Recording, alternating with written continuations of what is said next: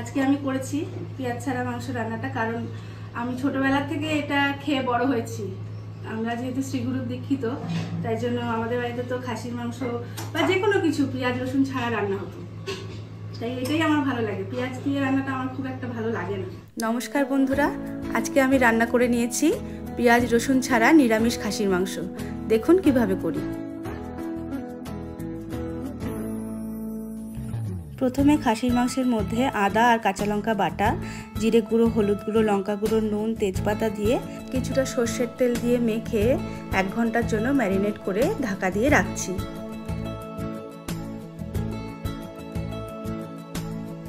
পরিমাণে যেহেতু অল্প করছি, তাই মাংসটা একেবারে প্রেসার কুকারেই রান্না করে নিচ্ছি।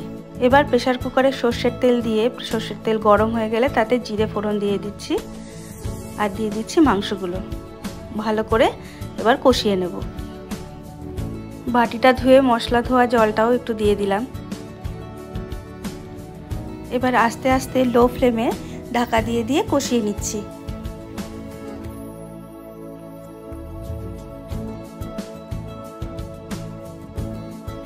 ঢাকনাটা খুলে একটু নাড়াচাড়া করে নিচ্ছি। বেশ জল বেরিয়ে গেছে দেখুন। এবার এই জলটা শুকিয়ে গেলেই কষানো হয়ে যাবে। প্রায় 1/2 ঘন্টা কষানোর পরে জলটা দেখুন শুকিয়ে গেছে, একদম শুকিয়ে গেছে। এবারে আমি আলাদা করে একটু গরম জল দিয়ে দেবো এর মধ্যে।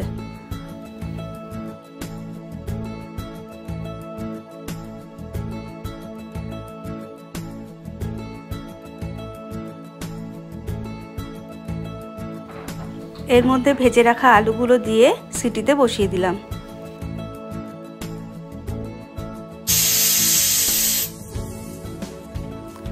লো ফ্লেমে 3টে সিটির পর কিছুক্ষণ স্ট্যান্ডিং রেখেছিলাম। এবারে ঢাকনাটা খুলে নিচ্ছি। মাংস আমাদের রেডি। দিয়ে দিচ্ছি একটু গুঁড়ো গরম মশলা।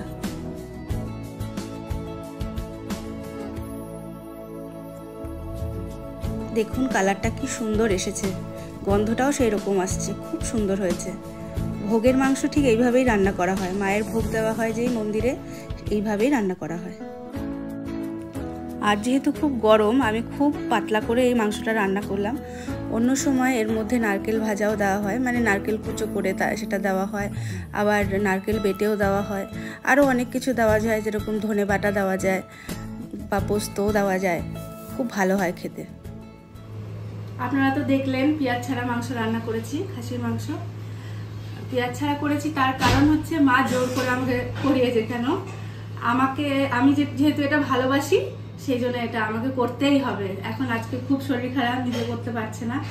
অন্য একদিন মায়ের হাতের রান্নাটা দেখাবো, একদম অন্যরকম পেঁয়াজ ছাড়া মাংস রান্নাটা। আমার বৌমাও শিখে গেছে এখন। হ্যাঁ, এটা আমার থেকেও ভালো করে বৌমা। একদিন সম্ভব হলে দুজনেরটাই দেখাবো। দেখি এবার কেমন রান্না করেছি। আমি কোনোদিন ভাবিনি যে প্রিয়া করতে পারবো পেঁয়াজ ছাড়া মাংস।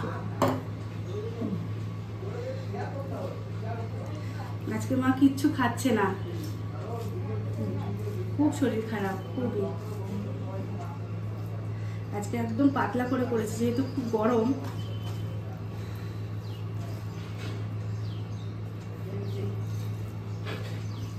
দেখি খেয়ে, নিজে রান্না করেছি, নিজেই খেয়ে দেখি কেমন।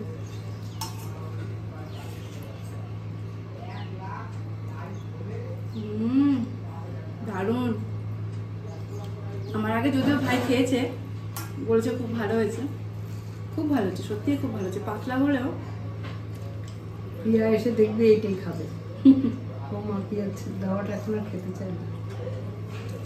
আপনারাও এরকম করে রান্না করবেন মাঝে মাঝে, গরমে খুব ভালো লাগবে। দারুণ। অনেকে নারকেল ভাজা দেয়, তেল দেয় ওর মধ্যে, খেতে আরো ভালো লাগে। ভোগের মাংসের মতো লাগে। অনেক কিছু দিয়েই করা যায়। আজকে একটু একদম শর্টে শটানো। ওকে, টাটা।